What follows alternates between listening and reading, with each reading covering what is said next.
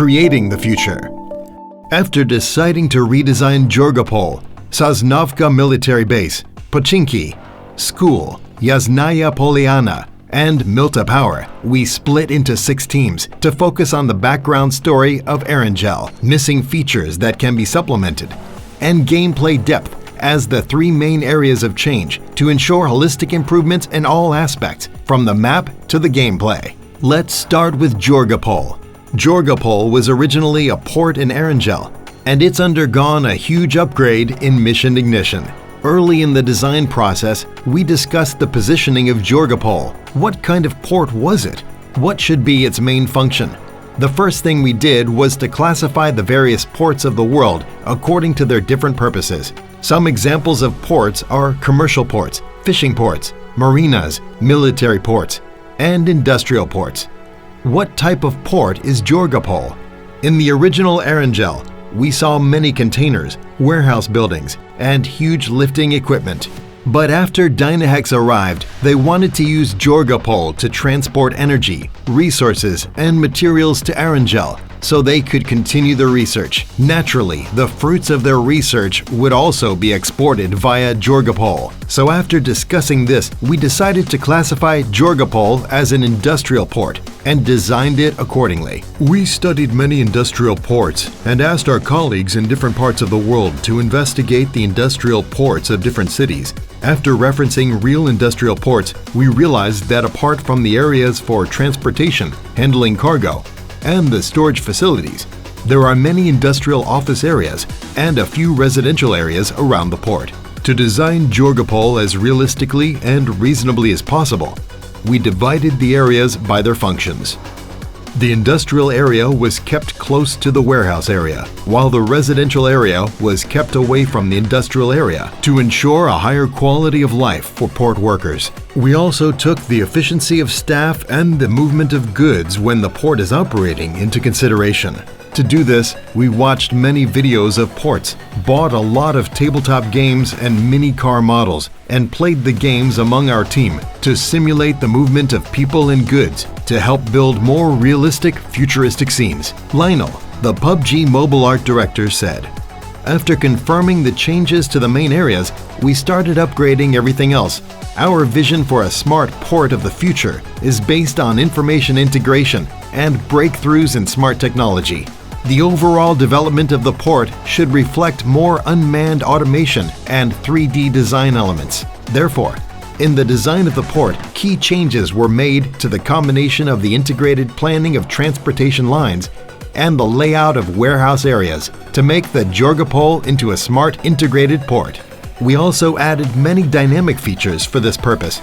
These indoor and outdoor dynamic platforms introduce timing elements and different routes to the combat experience. In addition, as a key port used to import construction resources and various equipment to Erangel, Georgiapol needs to accommodate a large flow of people and have a high logistics capacity. Regarding combat-related designs at Georgiapol, we planned for close-range firefights to take place at the port and mid-range combat to take place in the warehouse area. We look forward to players having new and exciting combat experiences here. Next up is the Tech Center. DynaHex transformed the original school into a brand new tech center. This is where DynaHex's most advanced technologies are kept. When designing the tech center, we thought the design should be centered around the staff and equipment. In most cases, scientific and technological developments lead to improvements in staff and equipment without excessive upgrading of buildings and spaces, which is why we believe that within the next 30 years, there shouldn't be huge changes in the design of buildings of the lab.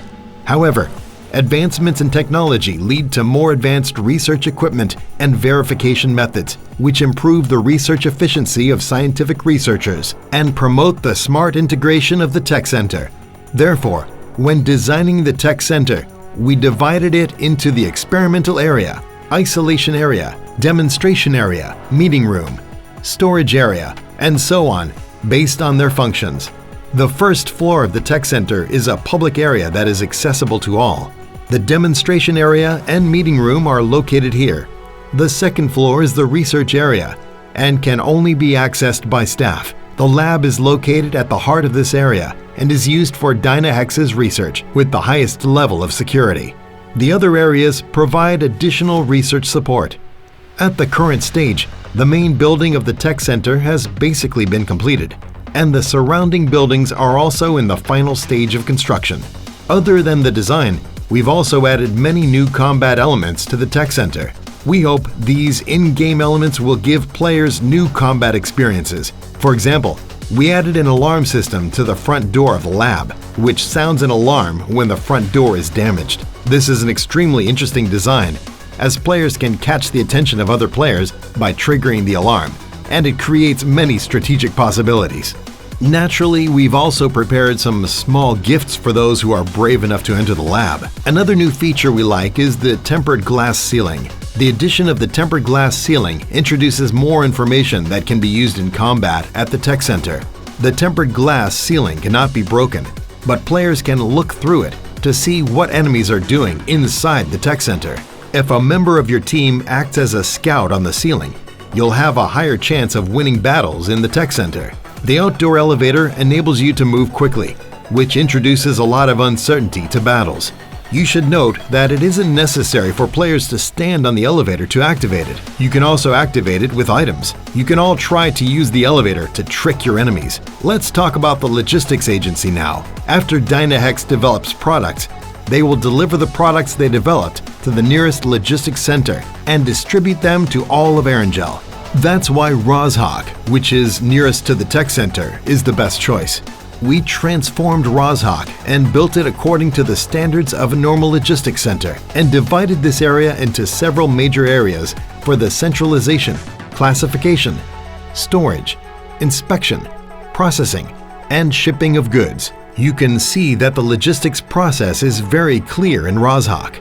Goods are centralized and moved via the conveyor belt. Then they are sorted, stored, and processed before they are inspected and shipped. In the process of devising futuristic technological designs, we studied many logistics and intelligent warehouses around the world and their development processes. Based on history, we know that first-generation logistics centers utilized manual sorting and that current second-generation logistics centers utilize 3D conveyor belts, which shows an overall trend towards becoming more automated and increasingly information-based. Regarding the design of the logistics agency, the futuristic changes mainly reflect greater robot autonomy and developments in AI technology.